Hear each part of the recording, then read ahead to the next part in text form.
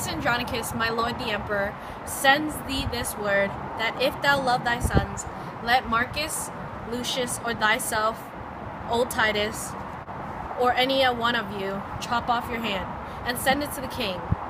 He for the same will send thee hither both thy sons alive, and that shall be the ransom for their fall. Go. O gracious emperor, O gentle Aaron, did ever raven sing so like a lark? That gives sweet tidings of the sun's uprise. With all my heart, I'll send the emperor my hand. Good Aaron, wilt thou help to chop it off? Stay, father, for that noble hand of thine, that hath thrown down so many enemies, shall not be sent. My hand will serve the turn, my youth can better spare my blood than yours, and therefore mine shall save my brother's life. Go! Which of your hands have not defended Rome, and wear aloft the bloody battle axe, ready destruction of enemy's castle? Oh, none of both are of high desert.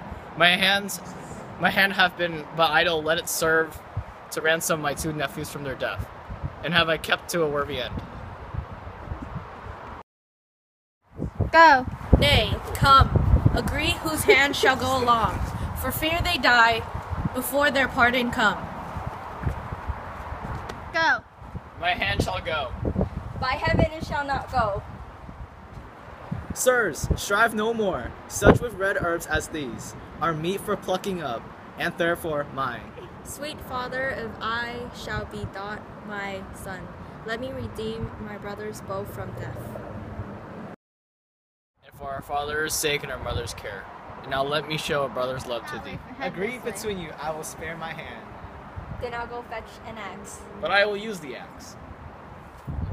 Come hither, Aaron. I'll deceive them both. Lend me thy hand, and I will give thee mine. If that be called deceit, I will be honest, and never whilst I live deceive men so. But I'll deceive you in another sort, and that you'll say ere half an hour pass. Go. Oh, here I lift this one hand up to heaven, and how this feeble ruin to the earth. If any power pities wretched tears, to that I call. What wouldst thou kneel with me? Do then, dear heart, for heaven shall hear our prayers. Or with our sighs, we'll breathe the welkin dam, and stain the sun with fog, as sometimes clouds when they do hug him in their melting bosoms. O brothers, speak of possibility, and I do not break into these deep extremes. Is not my sorrow deep, having no bottom? Then be my passions bottomless with them. Yet let reason govern thy lament. If there were reason for these miseries, then into limits could I bind my woes. When heaven doth weep, doth not the earth overflow? If the winds rage, doth not the sea wax mad, threatening the welkin with his big swollen face? And wilt thou have a reason for this coil? I am the sea, hark how her sighs do blow. She is the weeping welkin, I, the earth. Then must my sea be moved with her sighs. Then must my earth with her continuing tears become a deluge, overflowed and drowned. For why my bowels cannot hide her woes, but like a drunkard must I vomit them. Then give me leave, for losers will have leave, to ease their stomachs with their bitter tongues.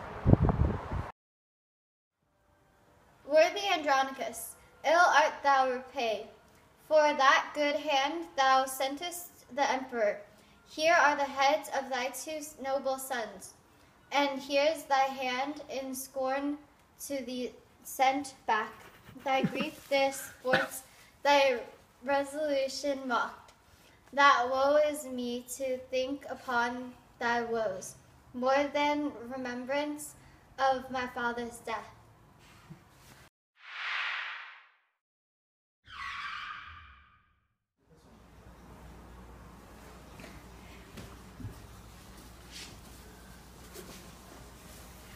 Dad, we need to save up for college. You lost your job a month ago, and we need $30K for college. Don't worry, baby. We'll get the $30K somehow. Hey, Harrison. I need help getting $30K for my daughter's college fund. Alright, sorry. I have to go. I'll talk to you later. Hey, I overheard your conversation. If you need money, I know this guy named Nelson. Here's his card. How may I help you? A lady gave me this card, and I was wondering if I could speak to Nelson. Okay, follow me this way. Nelson, this kind man would like to speak to you. Come in. What do you want? I was wondering if I could have $30K for my daughter's college fund. No problem. Have you borrowed money from us? No. Just so you know, there's no excuse to not pay me back. You have 1 year. Okay. I'm serious. If you don't pay me back, I will find your loved ones and kill them. See you in 1 year. Okay. Teresa, come to my office. Yes, Nelson, you asked for me? Henry has not paid back my money that he borrowed from me. And it's been a year. And? I want you to kill them both on Christmas Eve. Alright, boss. I'll kill them by Christmas Day. I haven't paid Nelson, so now I'm going to have to kill you.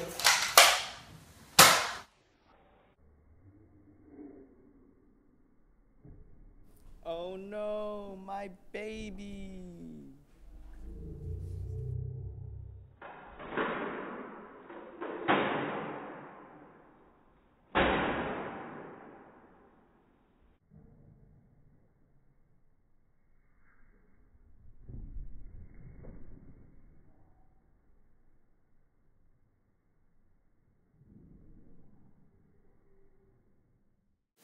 The theme of the original scene is betrayal, because Aaron tricks Titus into cutting his hand in order to keep his 2 sons alive.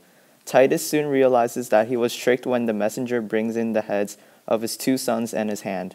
A quote that supports the theme is when the messenger says, "For that good hand thou sent at the emperor, here are the heads of thy noble sons, and here thy hand in scorn to thee sent back." The theme of the modern scene is to pay off your debts. In the scene, I borrowed money from a loan shark, but I never paid the loan shark back. For punishment, my daughter and I are shot to death. The moral of this story is that you shouldn't leave a debt unpaid. In the parallel scene, Teresa says, "You haven't paid me back, so I'm going to have to kill you." Play with it.